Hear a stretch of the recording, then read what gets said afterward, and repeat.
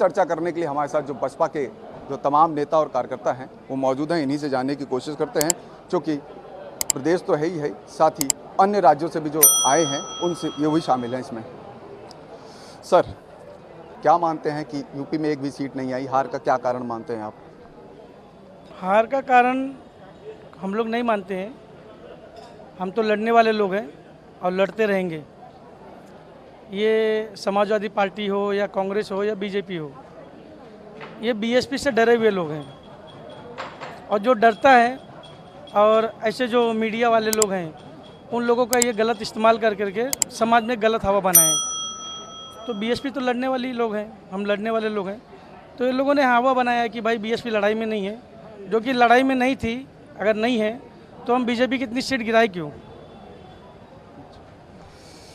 क्या लगता है आपको, क्या वजह रही? सर, हम हार के भी जीते हैं, इसलिए जीते हुए हार के।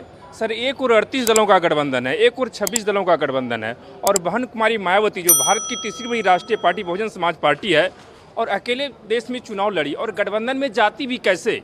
एक और जहां इंडिया गठबंधन में लालू प्रसाद जी आरजेडी सुप्रीमो कहते मैंने मायावती जी को निमंत्रण ही नहीं दिया, और दूसरी ओर राम गोपाल यादव जी से अखिलेश यादव जी कहवाते हैं कि अगर वो गठबंधन में आएंगे तो मैं गठबंधन तोड़ दूंगा, और अखिलेश यादव जी कहते हैं कि जो है उनकी गारंटी कौन लेगा, कोई स्वाभिमान से समझौता करके किसी गठबंधन में नहीं जा सकता। रही बात, आज ये दोनों चिल्ला रहे हैं कि उनके चलते मैं 16 सीट से हार गया, उनके चलते मैं 31 सीट से हार गया, और वह सरकार नहीं बना पाया। इससे स्पष्ट होता है कि बहन कुमारी मायावती जी के नेतृत्व में चलने वाली बहुजन समाज पार्टी हार के भी जीती हुई है, और भारत की सबसे नंबर 1 तीसरी बड़ी पार्टी और बहुजनों की सबसे बड़ी पार्टी है। हम मजबूत हैं, और आज भी मजबूत हैं, आगे भी मजबूत रहेंगे। आप कह रहे गठबंधन में जाते हुए तो कैसे? पिछली बार गठबंधन सपा के साथ गठबंधन के साथ चुनाव लड़ा था, 10 सीटें आई थी, तो फायदा हुआ था। सर देखिए, जहाँ तक पिछले 2019 में बहन जी ने अपने हित को छोड़कर समाज हित का फैसला लेते हुए समाजवादी पार्टी से गठबंधन किया, लेकिन गठबंधन जिस मकसद से हुआ था कि उनको तो फायदा मिला, वह सरवाइव किए, लेकिन उन्होंने हर मौके पर धोखा दिया। नहीं तो 2019 में ही ये एनडीए की सरकार, एनडीए मतलब सर समझ ले नेशनल दलाल अलायंस, इनकी सरकार नहीं बनती। और अगर इनकी सरकार अगर कोई बना रहा है, या समाजवादी पार्टी बना रहा है, इनकी सरकार अगर कोई बना रहा है तो राष्ट्रीय लोकदल यहाँ बना रहा है सर। और इनकी, और यदि इसका बीजेपी का कोई बी टीम है तो वह कांग्रेस है। आप देख लीजिए, उड़ीसा में, ठीक है, उसने वोट कटवा का काम किया, बंगाल में वोट कटवा का काम किया है। तो और ये बहुजन समाज पार्टी जो बहुजनों की पार्टी है, दोष इस पर मर रहा है, वो अपनी गलती को नहीं देखते हैं। अगर वही वाला काम है परीक्षा में कि मम्मी मैं फेल कर गया क्योंकि उसका भी बच्चा परीक्षा में बैठ गया था, क्या अगर वो चुनाव लड़े लोकतंत्र में तो हम चुनाव नहीं लड़ सकते हैं? और ये पूरे, चाहे वह कांग्रेस गठबंधन हो चाहे बीजेपी गठबंधन हो, दोनों के टारगेट पर बहुजन समाज पार्टी और बहन कुमारी मायावती जी है। देखिए, चुनाव के परिणामों के बाद मायावती का एक पत्र आया, उन्होंने कहा कि हमने मुसलमानों को हमेशा तवज्जो दी, उनको ऊपर रखा और उनको टिकट दिया, लेकिन उन्होंने हमारे साथ नाइंसाफ़ी की। अब आगे से चुनाव में सोच समझ के टिकट दिया जाएगा मुसलमानों को। इस बयान को कैसे देखते हैं? देखिए, अब उस बयान को बहन जी ने कैसे कहा था, लेकिन जिस तरीके से बहन जी ने मुस्लिम समाज को एक तरफा यहाँ से 24 टिकट देकर उत्तर प्रदेश भेजा था, लेकिन जो विपक्ष पार्टियां थी, समाजवादी पार्टी थी या भारतीय जनता पार्टी, जो इन लोगों ने गलत तरीके से इस्तेमाल करके इन्होंने एक अफवाह फैलाई कि बहुजन समाज पार्टी लड़ाई में नहीं है और ये संविधान को ख़त्म कर देंगे। इसकी वजह से तमाम तरीके से उल्टा सीधा जो है ये समाजवादी पार्टी के लोगों ने उसमें तमाम न्यूज़ चलवा करके बहुजन समाज के तमाम वोट को जो है काटने का काम किया, और मुसलमानों को दूर रखा कि अगर इनको वोट दिया जाएगा तो ये भारतीय जनता पार्टी से मिल जाएंगे। जबकि असलियत ये था कि हमेशा जब जब उत्तर प्रदेश में जी की सरकार बनी है, मुसलमानों को हमेशा सम्मान मिला है, और कहीं भी एक भी दंगा भी नहीं हुआ है। जो भी नौकरियां जहां भी मिला है, बराबर सबको सम्मान मिला है। लेकिन अब इस तरीके से जो विपक्ष के लोग थे, विपक्ष के लोगों ने जिस तरीके से गुमराह करके संविधान को लेकर के और तमाम तरीके अफवाह फैलाए कि मस्जिदों में ताला लग जाएगा और आपकी मदरसे गिरा दिए जाएंगे,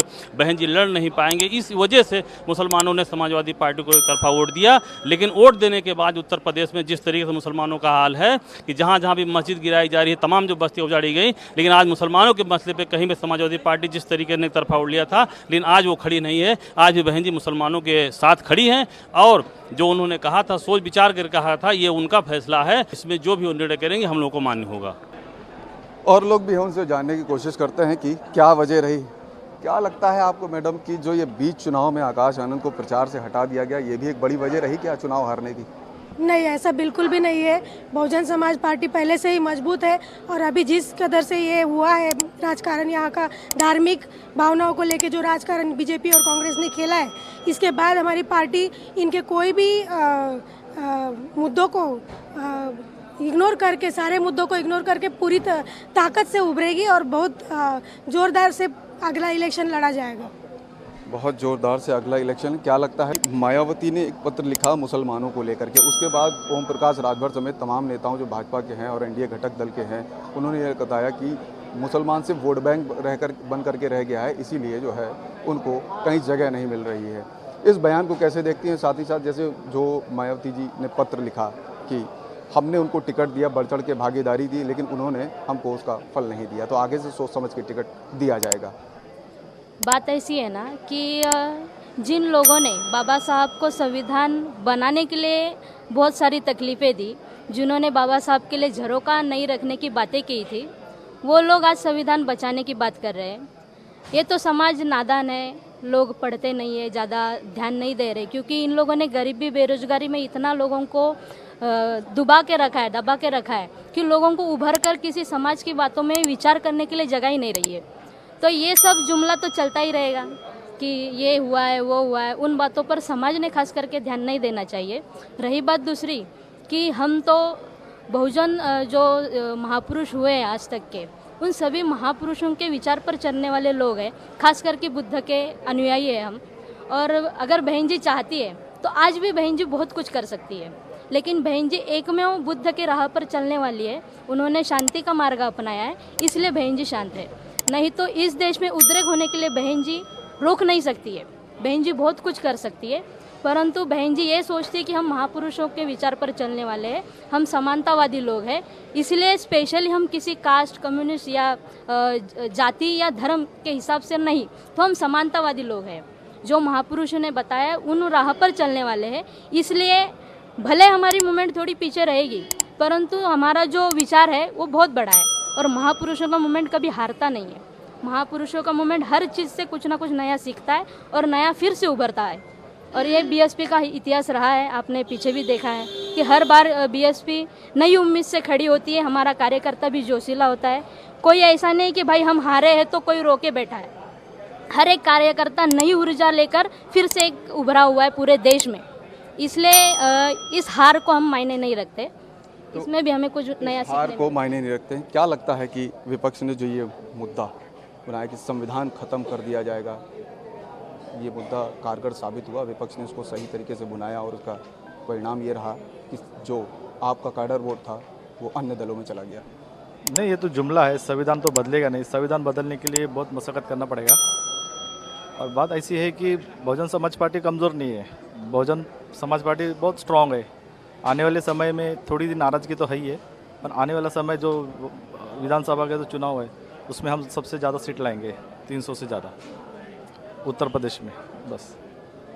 तो ये तमाम जो बसपा के कार्यकर्ता हैं, पदाधिकारी भी हैं, पूर्व प्रत्याशी भी हैं, इसमें श्रावस्ती से चुनाव लड़े, तो इनका कहना है कि विपक्ष ने गुमराह किया कि संविधान ख़त्म कर दिया जाएगा और मुसलमानों को भागीदारी दी, लेकिन मुसलमानों को डराया गया कि तुमको पाकिस्तान भेज दिया जाएगा, तुम्हारा आरक्षण ख़त्म कर दिया जाएगा। इसके लिए जो डर गए वो सब अन्य दलों में चले गए। कैमरा पर्सन धर्मेंद्र साहू के साथ मनोज पांडे, लखनऊ न्यूज़ 24।